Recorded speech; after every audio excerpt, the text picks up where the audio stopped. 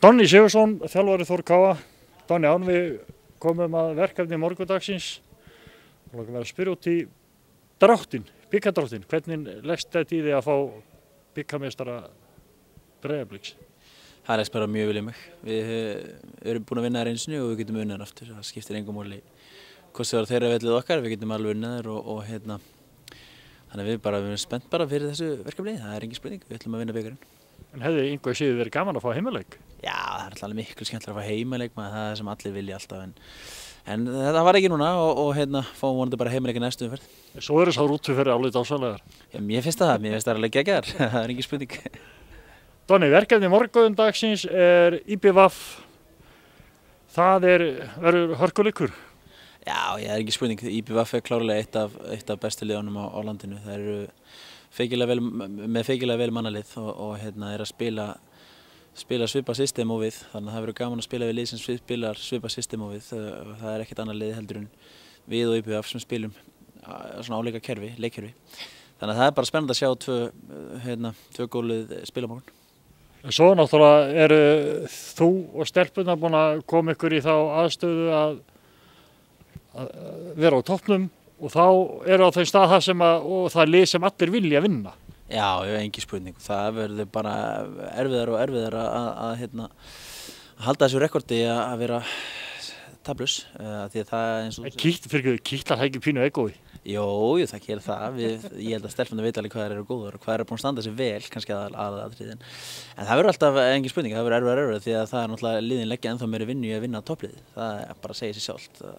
Það er svona í undirmeðvitundinni er það þannig að ef þú spilar á móti Manchester United þá gefur alveg ekstra, en ef þú spilar á móti ykkur tveggja gömlu börnum þá kannski gefur aðeins minna, ekki það ég sé líki þessu við það endilega, en þú veist hvað ég meina held ég og þannig að það verður alltaf erfiðar leikirnir, það er ekki spurning og þá þurfa bara stelpurnar að leggja ennþá meira á sig og ég er sannfærður að gera það.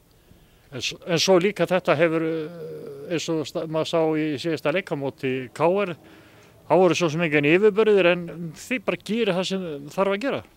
Já, á mínum að það voru miklu yfirbörðir, hins vegar alls saman hvað aðrir segja. Við lögðum leikinu upp á ákveðinn hátt og stjórnum leiknum frá allu með okkar hætti. Þannig að ég var bara mjög ánægður með þann leik, búinn að horfa á hann tvisvar eða jafnvel þrisvar eftir og ýmis atriði úr leiknum. Þannig að ég er bara virkilega ánægður með það sem fór þar fram. Skoruðum 2 mjög góð mörk og héldum hreinu, skoruðum fyrra markið eftir atriði sem við erum búin að leggja upp. Og seinna markið í rauninni líka að komast á bakvið þær. Þannig að ég er bara virkilega ánægður með þennan leik og sköpum okkur fullt af færum. Ég var kannski eins og ekki ánægður með að við nýttum kannski ekki færin eins og vel og ég vonaðist til þá hefði þetta farið ekki svona 5-6-7-0 og þá hefði nú kannski fullt talið öðruvísi en þetta var bara fínt. Hvert er uppleggið á morgun? Hvernig er það? Ertu búin að greina eiga stúlkur alveg í frumeindur og veist hvernig þú átt að keyra á þær? Já, engin spurning. Við erum náttúrulega bæði búin að spila við þær í vetur og Akranesi unnið það 2-0 í Lengjubikarnum og það voru eiginlega nákvæmlega sömu lið þá að spila og mætast á morgun. Þær eru búin að breyta örlítið um leikstíl og það verður gaman að sjá hvort að Jeffsy vinur minn þori að spila það leikstíl á móti okkur. Ég skora á hann. Það verður pínu spennandi. Nei, ég er búin að greina þær og þær hafa verið að rokka pínu á milli leikstíla svona á móti hvernig þeir spila eftir anstæðingum. Þannig að það verður bara spennandi að sjá hvernig lið þær mæta með morgun, þar að segja hvernig leika það ferð, en vissulega er ég búin að greina A-plan hjá þeim og ég er búin að greina B-plan hjá þeim og ég er búin að greina C-plan hjá þeim og svo er að presentera það fyrir stelpunum en aðalatriðið er bara hvernig þær framkvæma stelpunum svo á morgun. Það snýst allt um það. Staðan góð í hópnum? Frábær, bara mjög góð. Við erum að styrkjast ef eitthvað leikmenn sem hafa verið pínu laskar eins og Sandra María hefur verið að spila meira og meira. Það er að segja svona komið sér í gang meira og meira og svo eru bara hinnar heilar.